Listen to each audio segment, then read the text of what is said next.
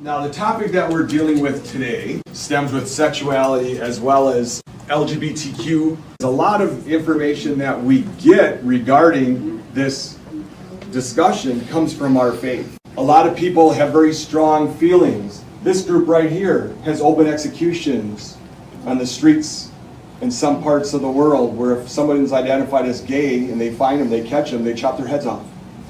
That still happens today. So that's telling you that it's a very strong belief that something is wrong or immoral. And so it's critical for us to do our own research rather than just listening to what people tell you. The problem is when we go to houses of worship and we hear people for over time, they can definitely influence us and maybe we don't realize it. Now, when we look at the different religions of the world, these are the different texts. The Bible and Christianity, the Quran, and then we got the Torah. And then we have other religious doctrines that many people trust and put their faith in. When we read these, okay, it's important to understand that these originated thousands of years ago. What was the primary language that was spoken in those regions during that time? Was it English? No. So what are they? Hebrew, Aramaic, Latin. All right. So when English was developed, do you think they had to translate certain words into something that they thought it represented? Yeah. Now today, think of something that only you as teenagers are very familiar with. If you were talking about something specific related to that thing, and if I read it, could I be misinformed simply because I have no clue what you're talking about?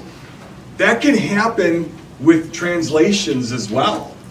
You know, and so when you think of homosexuality, the word, that word did not come into play until the 1900s. So it does not appear in the Hebrew Bible and so forth. Lesbianism is not mentioned at all. So the word homosexuality itself is a modern term. And so they had to derive it from the Hebrew, Aramaic, and Greek. The meaning and application of these passages have been subject to different interpretations throughout history and continue to be debated today. So if you go to various places of worship and you talk to people that are there to lead their flocks, 50% will probably say it's one way, 50% will say it's the other way. So if people can't even agree, how do we know which one is right?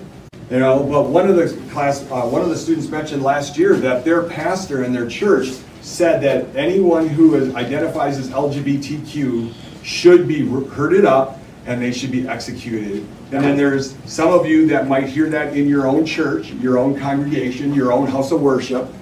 And then there's others that are affirming and accepting and loving. I'm not trying to preach or anything like that. So just understand this is for educational purposes.